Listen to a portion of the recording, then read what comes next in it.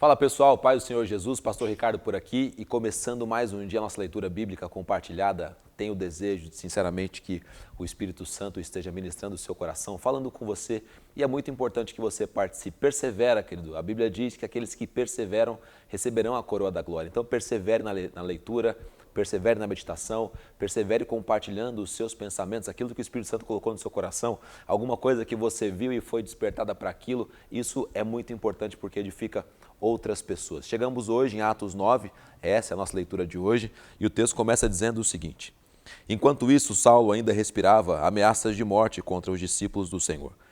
Dirigindo-se ao sumo sacerdote, pediu-lhe cartas para a sinagoga de Damasco, de maneira que, caso encontrasse ali homens ou mulheres que pertencessem ao caminho, pudesse levá-los presos para Jerusalém. Em sua viagem, quando se aproximava de Damasco, de repente, brilhou ao seu redor uma luz vinda do céu. Ele caiu por terra e ouviu uma voz que lhe dizia: Saulo, Saulo, por que você me persegue? Saulo perguntou: Quem és tu, Senhor? Ele respondeu: Eu sou Jesus, a quem você persegue.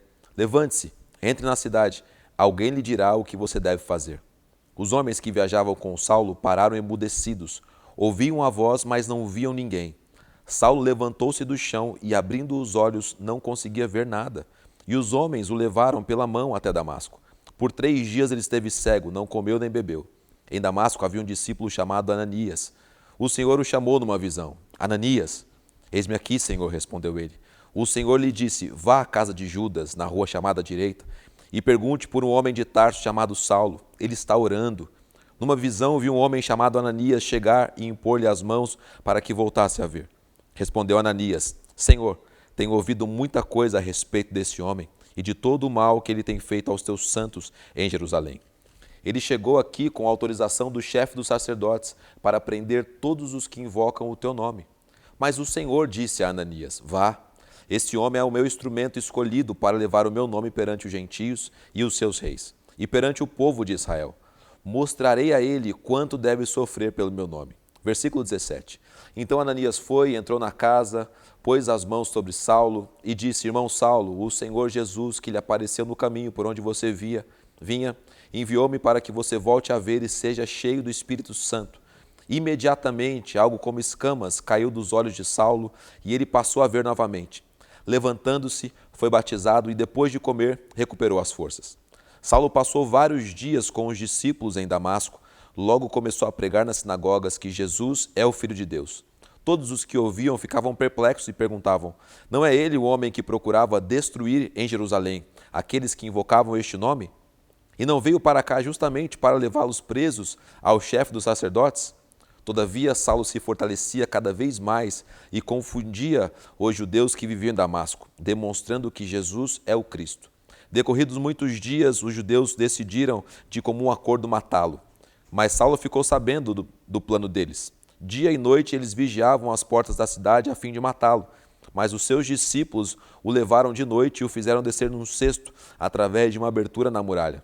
Quando chegou a Jerusalém, tentou reunir-se aos discípulos, mas todos estavam com medo dele, não acreditando que fosse realmente um discípulo. Então Barnabé o levou aos apóstolos e lhes contou como, no caminho, Saulo vira o Senhor, que lhe falara e como em Damasco ele havia pregado corajosamente em nome de Jesus. Assim, Saulo ficou com eles e andava com liberdade em Jerusalém, pregando corajosamente em nome do Senhor. Falava e discutia com os judeus de fala grega, mas eles tentavam matá-lo. Sabendo disso, os irmãos o levaram para Cesareia e o enviaram para Tarso. A igreja passava por um período de paz em toda a Judéia, Galiléia e Samaria. Ela se edificava e, encorajada pelo Espírito Santo, crescia em número, vivendo no temor do Senhor. Viajando por toda parte, Pedro foi visitar os santos que viviam em Lida. Ali encontrou um paralítico chamado Enéas, que estava acamado fazia 8 anos. Disse-lhe Pedro: Enéas, Jesus Cristo vai curá-lo. Levante-se e arrume a sua cama. Ele se levantou imediatamente. Todos os que viviam em Lida e Sarona o viram e se converteram ao Senhor. Em Jope havia uma discípula chamada Tabita, que em grego é Dorcas, que se dedicava a praticar boas obras e dar esmolas. Naqueles dias ela ficou doente e morreu, e seu corpo foi levado e colocado num quarto no andar superior. Lida ficava perto de Jope, e quando os discípulos ouviram falar que Pedro estava em Lida, mandaram-lhe 2 homens dizer-lhe: Não se demore em vir até nós. Pedro foi com eles e, quando chegou, foi levado para o quarto no andar superior. Todas as viúvas o rodearam, chorando e mostrando-lhe os vestidos e outras roupas que Dorcas tinha feito quando ainda estava com elas. Pedro mandou que todos saíssem do quarto. Depois ajoelhou-se e orou. Voltando-se para a mulher morta, ele disse: Tabita, levante-se. Ela abriu os olhos e, vendo Pedro, sentou-se. Tomando-a pela mão, ajudou-a a pôr-se em pé. Então, chamando os santos e as viúvas, apresentou-a viva. Este fato se tornou conhecido em toda a cidade de Jope, e muitos creram no Senhor.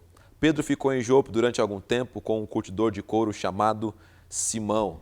E esse é o relato bíblico de Atos 9, um capítulo marcante, porque aqui começa, a história do grande apóstolo Paulo. Aqui Saulo de Tarso ainda, um homem com referenciais que com certeza o afastavam da igreja de Jesus Cristo. Na verdade, você percebe que ele é um perseguidor, mas tem algo aqui que chama a atenção quando Jesus se apresenta a Paulo e ele pergunta: quem és tu, Senhor? Ele respondeu: eu sou Jesus, a quem você percebe, a quem você persegue. Você percebeu aí na leitura do texto que Paulo não está perseguindo a pessoa de Jesus. Paulo está perseguindo a igreja de Jesus.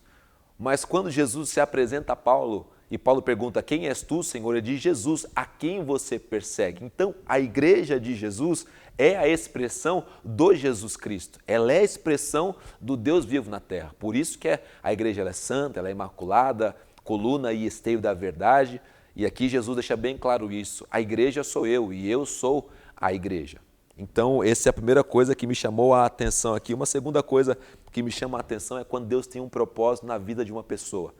Pedro fala com Ananias acerca de Paulo e Ananias tenta por diversas maneiras, por diversas formas, se esquivar do plano de Deus. Mas Deus fala: Ananias, vai lá, eu tenho um plano com ele. Se Deus tem um plano com você, podem correr em águas, dificuldades, lutas, o plano de Deus continua sendo executado. Se Ananias resistisse à voz de Deus aqui, se Ananias resistisse ainda à orientação do Espírito Santo aqui falando com ele, de Deus falando com ele, ainda assim Deus continuaria a executar o seu plano. Nenhum dos seus planos pode ser frustrado. Depois a história de Saulo é interrompida, você percebe que ele volta para a sua cidade natal, por situações que estão acontecendo, por onde ele passa as pessoas querem matá-lo, eles mandam Saulo de volta para Tarso, aí é um outro episódio, a gente vai tratar disso um pouquinho mais para frente, e volta-se a história agora para Pedro novamente, que é o apóstolo mais proeminente de todos ali.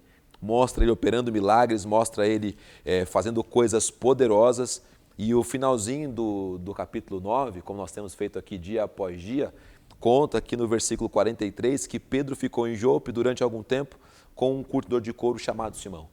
Pedro vai até Jope por conta de um milagre, por conta de um mover de Deus, opera ali uma maravilha, uma cura tremenda, uma ressurreição acontece ali, uma pessoa que estava morta volta à vida e Pedro continua ali para poder ali pregar o Evangelho e ensinar as pessoas, o que nos ensina que o Evangelho não é só demonstração de poder, mas também ensino. Mas também não é só ensino, mas também demonstração de poder. Essas duas coisas andam juntos e a igreja cresce desse jeito, tá certo? Que Deus te abençoe. Não deixe de comentar aqui aquilo que o Espírito Santo ministrou em você, comentou com você, falou com o seu coração, a sua opinião é muito importante para a gente. Não deixe também de se inscrever no canal, mandar essa programação, na verdade esse vídeo para outras pessoas, para que elas também possam ser abençoadas, não com os comentários que eu fiz, mas com a própria palavra de Deus, pois essa aqui é poderosa e é eficaz. Que Deus abençoe a sua vida, amanhã a gente volta se Deus quiser. Forte abraço, tamo junto, até mais.